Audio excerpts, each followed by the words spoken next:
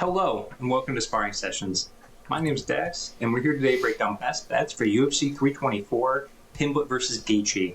Before we get to all that, though, bring my co-host, the UFC Genie, the UFC Genie. How you doing today, Genie? Make sure to get that because that's in the bio on or that's in the Instagram handle. Got to get that one. Instagram? Yeah, but the UFC that, Genie on Instagram. Not YouTube. No, it's weird. It's weird. It was taken on Instagram, but I'm doing pretty good, man. We're days away from the first UFC card of the year, the first Paramount card. I'm excited. I'm rolling. I'm ready to go, man. It's been 6 weeks. And we don't necessarily need excitement to make this card even better, but we got it. We got some best bets for you, some value plays. We're gonna go ahead and get started. So, Genie, a bit of an abbreviated show today. We're trying to keep it nice and short. We got some interesting plays though. So why don't you give me a few of your best bets? Nothing. We're talking ones you're throwing your money at, not like a plus. We'll get to the plus 1,000s, plus 2,000s later in the show. Spoiler alert, but let's hear yours. So I'll start off hot, and I'm gonna give you a lock of the week. This is a money line bet, straight money line bet, minus 200 or less. Charles Johnson money line against Alex Perez. If this fight ends up taking place, Charles Johnson has a reach advantage, a height advantage, is on a huge win streak, and Perez is very wish-washy. You never really know what you're getting out of him, and he doesn't really excel at anything. I can't see where he's gonna beat Charles Johnson. I don't think his gritty veteran boxing style, I don't think that's gonna get it done against Charles Johnson. I think Charles Johnson wins this one pretty easily, minus 170. That's my first best bet. Lock of the week, Charles Johnson. He's not losing. Next up, I'm going to go to the main event. Let's go right into the main event. Paddy Pimblett, Justin Gaethje. Over-under set at 2.5. Yeah. Under 2.5 is plus 100, and I'm looking at that, man, and my mouth is salivating because in my head, this fight ends in the first round. Paddy Pimblett is making short work. I think he has a massive grappling advantage. I don't think I'm breaking new territory by saying that. He definitely has a massive grappling advantage. If he gets it on the mat, it's over, in my opinion. I think it's going to be a quick fight if he gets it on the mat. And on the feet, people are calling me crazy. I've been getting pushback for saying this, but I think Paddy Pimblett can hold his own on the feet, could score a knockout. As he said it himself, he throws a lot of weird angles, so I could see Paddy Pimblett getting it done in a lot of ways in this fight. Under 2.5 rounds is a lot of time to play. That's 12 and a half minutes of fight, and I think it's definitely going under that. Plus 100, all day I'm making that a best bet. Love it. You stole the Charles Johnson one from me. Luckily, I had a backup. I'm going to start with honestly, what should be the co-main event. Derek Lewis versus Waldo Cortez Acosta. Under 1.5 at plus 120. Are you kidding me? Waldo bite down on my mouthpiece and start swinging after he lost that boring decision to Sergey Pavlovich versus Derek Lewis. Come on, any day. Plus 120 is a gift for the under 1.5. I'd take plus 120 on the under half a round. So give me that, and then I'm on my phone for this. My stupid Wi-Fi decided to start blocking gambling apps all of a sudden. So the other one I have for you is I'm going with a favorite. I wasn't quite sure why he was at this number. Modestas Bukauskas minus 143. I know you don't agree with me. I think Nikita Krylov is done, and I think Bukauskas is going to get him out there pretty early. You might hear something about that later, but I'm also picking Modestas Bukauskas. Oh, you did? Maybe that was Will who picked Nikita Krylov, wasn't it, on the preview show? You two look so alike. I always get you mixed up. But yeah, Modestas Bukauskas minus 148. I'll take that number. I thought it was going to be minus 250. I'll be honest. So those are my first two best bets. Derek Lewis, Waldo Cortez Acosta under 1.5 plus 120. and Modestas Bukauskas minus 148. Jeannie, do you have any more best bets for us? If you guys watched this show before, you know that I like doing this sometimes. I like going to a really heavy favorite, like an Umar Nurmagomedov against Davison Figueiredo, who's minus 1,500. And I look at the method of victories, where you can get a much better price tag than a minus 1,500 if you can pick the correct method of victory. I don't think Umar's knocking out Davison Figueiredo. The submission is possible. You could definitely play the submission, but I'm leaning towards a decision here. I think Umar... I think Davison Figueiredo is going to be a bit too crafty for Umar to submit, and I see Umar winning a decision pretty decisively. Minus 125 is the price tag of that. Compared to a minus 1,500, you can't complain. That's way better price tag, and I think Umar's winning this fight all day. Usually it takes him a while to... I mean, he's going to be grapple heavy in this fight is the thing, but I don't see him finding a submission. I see it going all 3 rounds. Completely with you there. Is that all you got? My next one. Yeah. Josh Hokett, Denzel Ooh. Freeman. Interesting. I'm giving you Josh Hokett money line. I believe in him. I really do believe in him. He got a quick finish last time out on Contender Series. He did the same thing, and I was not impressed. As GSP says, I was not impressed by your performance. You know, Denzel Freeman had a really wish-washy fight against that Marek Bujlo guy. Was not a great fight, kind of like a light sparring session. And shout out. Yeah, I think Josh Hokett's going to either finish him or win a dominant decision. But I see Josh Hokett putting the hands on Denzel Freeman, imposing his wrestling ability and getting it done. Minus 215 all day. And that's my final best bet. Final best bet. All right, I like to hear it. I have 2 more for you. First one, I'm going to go Paddy Pimblett inside the distance. You could go Paddy Pimblett minus 225. Officially, though, I'm going to say Paddy Pimblett inside the distance minus 145. I got him at.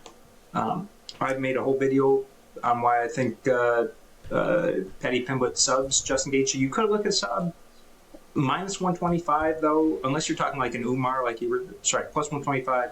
I generally like to see better numbers than that, so I'm going to go just inside the distance, minus 145. I think it's a good enough number. The next one I'm going to go to, I was a bit surprised at this number. Ty Miller and Adam Fugit, whatever you want to say, over 1.5 is minus 160. Ty Miller, 4 of his 6 wins, he's undefeated, 6-0. 4 of his 6 wins have gone the distance. Granted, he has 2 first-round finishes in there, but these are 2 lesser fighters than Adam Fugit, who is, he has UFC wins at the very least. And Adam Fugit, he's only kind of getting dummied around by, he's only getting finished by really good guys. Mike Malott, Islam Dulatov, and Michael Morales.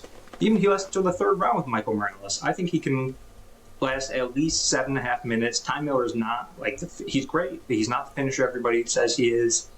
Give me the over 1.5 and minus 166. And that is it for our best bets. We are into value plays now, so generally, getting a little bit better than that plus 200 number. So I've got a few here. I've got some crazy ones. I kind of want to start with a crazy one and end with a crazy one. So my first one I'm going to go with is a Teba Gauthier. Everybody expects a round 1 knockout. Everybody expects round 1 knockout against Andre Pulaev, right? Everybody's calling him the Francis Ngannou, right? The middleweight Ngannou, right? I don't know if you remember, Jeannie, but Ngannou he wasn't a knockout machine his entire way up. He got to the UFC, he had a few knockouts, and then he hit a Kimura on some rando, Anthony Hamilton, okay? You're telling me that this guy who is just a knockout machine, it's everything he does.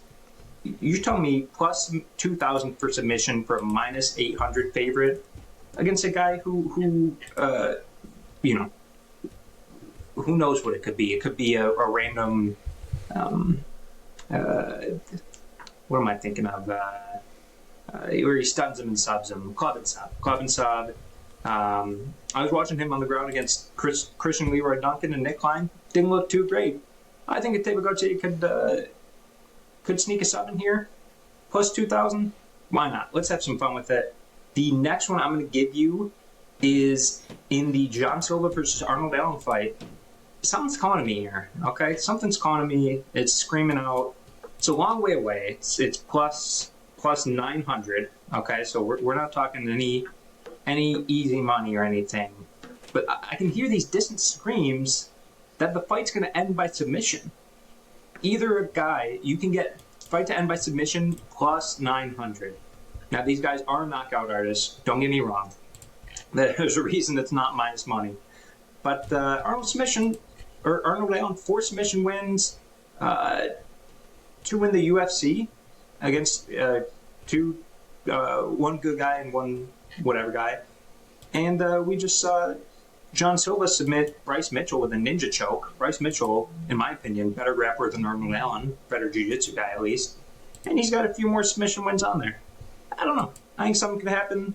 Plus 900 for 2 guys who have pretty good chins. After that Diego Lopez knockout, I'm not going to say great chins, but pretty good chins. So, a few subs there. Maybe submission in the future. But back to you, Jeannie. Value plays, what do you got for me? So I'm going to start off with the Modestas Bukauskas Nikita Krylov fight. And I'm going to give you a method and round prediction here. I see back-to-back fights. Nikita Krylov has been taken out in the first round by knockout. Bogdan Guskov as well as Dominic Reyes. I see Modestas Bukauskas knocking him out in the first round, and you can get that at plus 400. That's a good value play, I think. You know, don't throw a lot on that, but you know, it's definitely a live bet, and you know, you'll be sweating watching that first round, whatever happens. You know, I don't see this fight going long. They're both kind of like Bukauskas kind of gasses out later in the fights, and in a couple fights he's done that before, so he's going to want to get Krylov out of there, and I think he's going to not respect Krylov on the feet after seeing him be put out twice in a row, so plus 400 for round 1 knockout for Modestas Bukauskas. Value play number 1. Next up, I'm kind of in agreement with that Gene Silva one, but I'm going a little bit different. I'm not on the submission, but I think John Silva finishes Arnold Allen. KO plus 140. It's not the best line, but with Arnold Allen being as injury prone as he is, and a year and a half on the shelf, and John Silva's going to be really hungry after his loss to Diego Lopez, where he was very all the antics leading up to that fight. You know, it was kind of a hard look for John Silva to get beat the way he did. I think he's going to have a chip on his shoulder, and he's going to really be looking for a finish, and I think he's going to find it. Plus 140 for John Silva. Value play number 2. Next up, Michael Johnson versus Alexander Hernandez. Oof. This is an interesting one, because Michael Johnson got put out a couple fights back. He got knocked out by Carlos Diego Ferreira. Last fight, Alexander Hernandez faced Carlos Diego Ferreira, and what did he do to him? He knocked him out. So we're going to go, you know, we're going right down the line there, and we're saying Alexander Hernandez is going to be able to knock out Michael Johnson, who I've been saying is going to be knocked. I thought Daniel Zellhuber was going to get it done. I guess not. He was a little too young, you know, the lights were too bright that night, and Alexander Hernandez, he's been there, done that, you know. He's lost to the veterans before. This ain't going to be a Cowboy Cerrone moment. This is going to be Alexander Hernandez beating him up and knocking him out, I think, and at plus 270, you can't pass that up. I think Alexander Hernandez is knocking him out. I got plus 300 for you. Oh, do you? Yeah, I do. So I'll give you one better. I'll take it. All right. You're on Bet Online? I'm on a different site. Okay. I'm not going to say which. I'll tell you after. Sorry. I don't know if we'll talk. Yeah. All right, I got a few I'm going to rattle off here. We already talked about Derek Lewis and Walter Cortez Acosta. I think it's going to be a swing and bang, and you're telling me I can get Derek Lewis round 1 KO at plus 525? I mean, you could do round 1 in general at plus 500, but Derek Lewis, does Derek Lewis have any subs on his record? He has 29 wins. He has 1 submission. Oh, God. Who did he submit? It wasn't in the UFC, I'll tell you that. Jeez, I can't even find... He has so many fights on his record. God. All right, anyway. I'm going to go... Plus 525 for that is a crazy number. I'm a big fan. Next up, you talked about yourself, Charles Johnson. I think he knocks out Alex Perez, and you can get that at a pretty good rate for a guy, Alex Perez, not very durable. You can get Charles Johnson by KO at plus 425. I'll take that any day. And then last but not least, we are headed to the... Oh, geez, I lost it here. Oh, the Song Yadong Sean O'Malley fight. I think this is do or die for O'Malley. I think he's got to get a finish, and I think he's got to look very impressive if he wants to fight Petr Yan at the White House. I think it'll happen. Song Yadong has been knocked out twice. One of those was a weird Dr. Stoppage cut, if you remember, on against Corey Sandhagen. Then he got knocked out a long time ago. Granted, he hasn't been fighting the most. We're gonna say he hasn't been fighting a bunch of guys who are gonna knock him out, who have the power. I think Sean O'Malley, for all his faults, he has one of the. He's got easily top 3 power in the bantamweight top 15, maybe even top overall. And I think he can knock out Song Yadong. I think he has to, and I think that at plus 350, that's a pretty good number. And those are all the... I'm sorry. No, I have one more knockout. Davison Figueiredo versus Umar Nurmagomedov.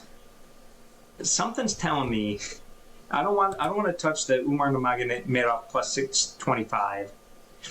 I'm between the either fighter by KO at plus 600 or the Davison Figueiredo by KO at plus 2000. Both kind of, I don't know. We've seen Umar's chin. It's been cracked a few times. You know, he's very good. And Umar himself has a few knockouts. Think of the Jaime Barcelos knockout, right? He's the only person to knock out Raoni Barcelos. What? He's the only person to knock out Raoni Barcelos. He is, yeah. Which is nuts. Absolutely and then, nuts. Yeah, I'm sorry. I thought he knocked out Brian Kelleher. I guess he just knocked him down. But still, you know, I guess Brian Kelleher is in Davison Figueiredo. But someone's calling knockout to me. Maybe I'll with the officially this cost 600 for either fighter then by knockout. That's all I got. You got any more for us, G? I got nothing else for you. All right. Well, I got nothing else either except to ask, as always, like, comment, subscribe, send us each $2,000. Just DM us on Instagram for our Venmos, you know. No sweat. And enjoy the fights, enjoy the bets. We'll see you for, maybe we'll sneak a short video in there, but if not, we'll see you for the UFC 325 preview show. Thanks for coming on, Jeannie. Thanks for watching. Adios. See you later.